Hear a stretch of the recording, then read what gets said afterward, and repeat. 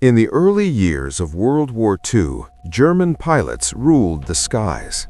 They were confident, experienced, deadly efficient, and above all, they believed technology could never replace skill. Radar, they thought, was overrated.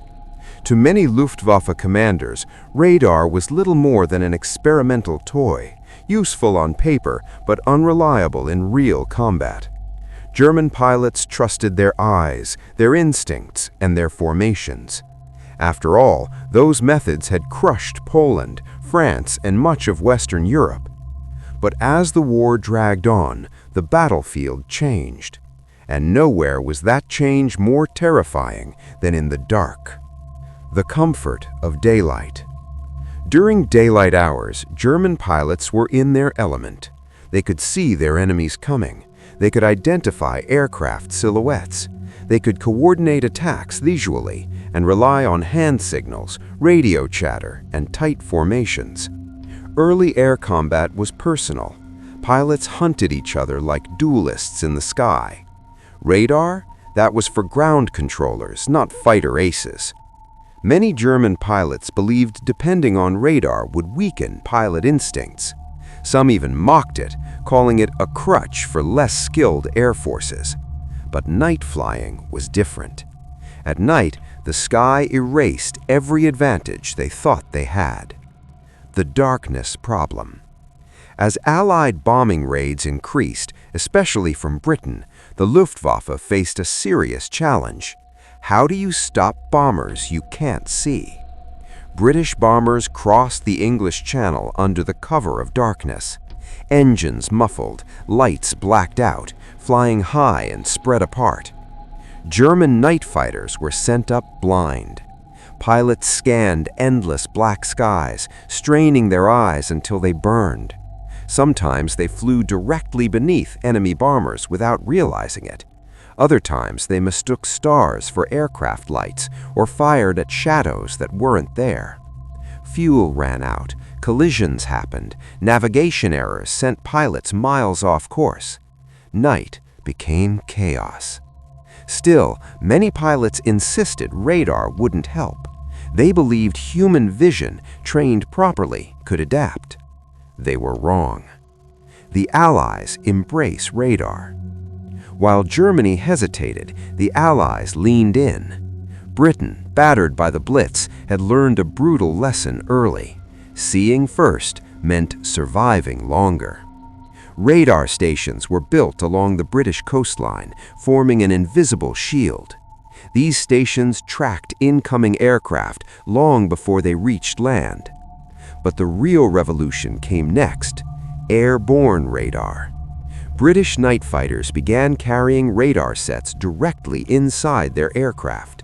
Suddenly, pilots didn't need to see enemy bombers with their eyes. They could track them electronically through clouds, darkness, and distance.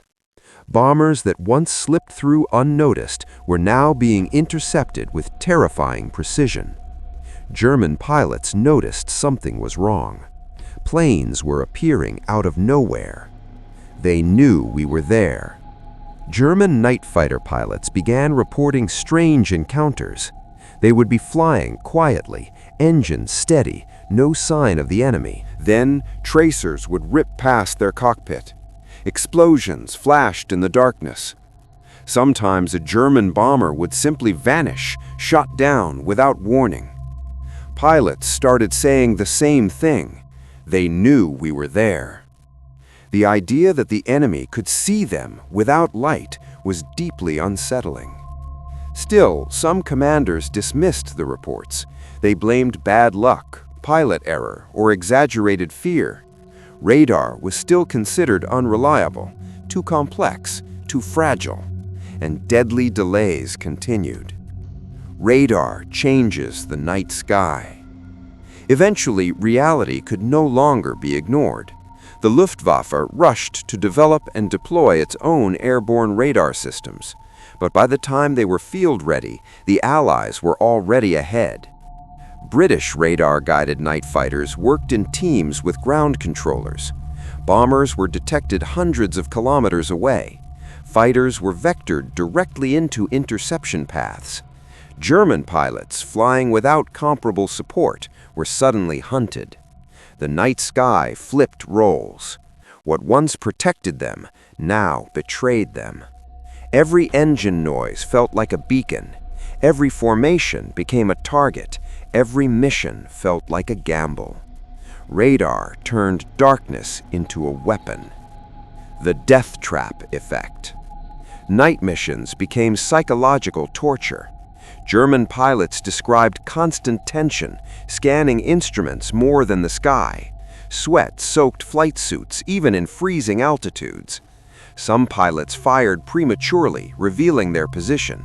Others froze, afraid that any move would expose them.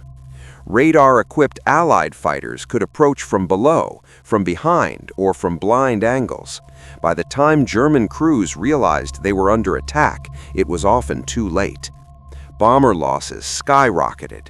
Night, once safety, became a death trap. Pride versus survival. One of the Luftwaffe's biggest failures wasn't technological, it was cultural. German air doctrine prized individual pilot skill over system-wide coordination. Radar required trust in machines, controllers, and procedures. The Allies embraced systems warfare. Germany resisted it. By the time radar was fully accepted, the damage was done. Thousands of experienced aircrew were gone. Training pipelines were collapsing. Fuel shortages worsened everything. Radar didn't just expose aircraft, it exposed hesitation. The final realization. By late in the war, German pilots knew the truth.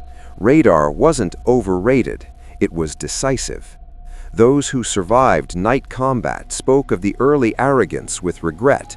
They admitted that dismissing radar cost lives, and perhaps the air war itself.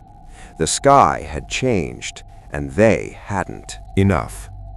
In modern warfare, information is power, and radar was information. When German pilots ignored it, the night turned against them. Legacy of the radar war.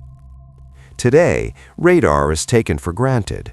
Air traffic control, missile defense, weather tracking, all born from those desperate experiments of World War II. But the lesson remains timeless. Technology doesn't replace skill, it amplifies it. German pilots learned that lesson the hard way, alone in the dark, hunted by enemies they could never see. And by the time they understood, night had already become a death trap.